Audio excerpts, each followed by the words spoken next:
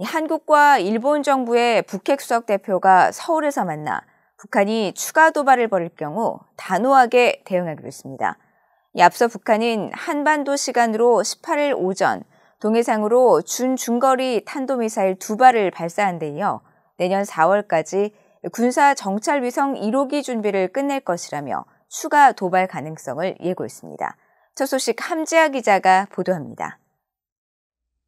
한국 외교부의 김건 한반도 평화교섭본부장과 한국을 방문한 후나코시 다케히로 일본 북핵 수석 대표 겸 외무성 아시아 대양주 국장이 19일 오후 서울에서 만나 한반도 정세에 대한 평가를 공유하고 대응 방안을 논의했습니다.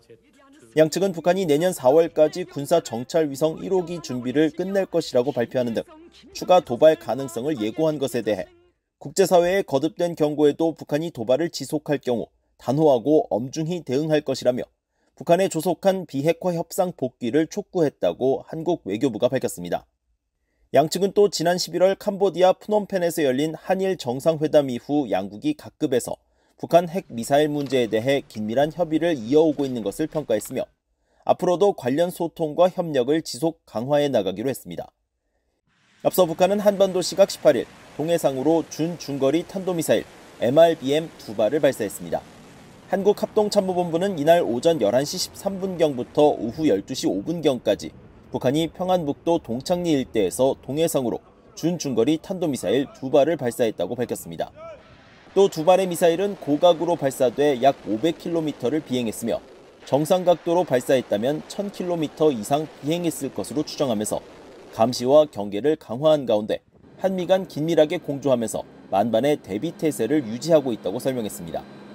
한국 정부는 김성한 국가안보실장 주재로 국가안전보장회의 NSC 상임위원회를 개최하고 북한의 탄도미사일 발사는 유엔 안보리 결의에 대한 명백한 위반이자 한반도의 긴장을 고조시키고 영내 평화와 안전을 위협하는 중대한 도발로 규정하고 이를 강력히 규탄했습니다. 특히 북한이 대를 이어 핵과 미사일을 개발하고 도발을 지속하는 행태는 북한 정권을 더욱 위태롭게 할 것이며 응분의 대가를 치르게 될 것임을 경고했습니다.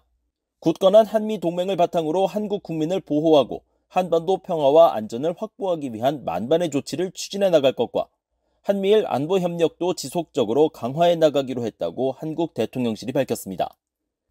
일본 정부도 북한의 탄도미사일 발사를 확인했습니다. 일본 언론에 따르면 이노 도시로 방위성 부대신은 북한이 발사한 탄도미사일 2발이 일본의 배타적 경제수역 EEZ 밖에 낙하한 것으로 추정된다고 말했습니다. 이어 탄도미사일 2발은 최고 고도 약 550km로 약 500km를 비행한 것으로 판단되며 항공기와 선박의 피해 정보는 확인되지 않았다고 설명했습니다. 북한의 이번 탄도미사일 발사는 지난달 18일 대륙간 탄도미사일 ICBM 시험 이후 약 한 달 만이며 지난 15일 서해 위성발사장에서 진행된 고체 연료 고출력 로켓 엔진 실험을 기준으로는 사흘 만의 도발입니다. 올해 북한은 ICBM 8발을 포함해 총 36차례에 걸쳐 64발의 탄도미사일을 발사했습니다. BOE 뉴스 함지아입니다.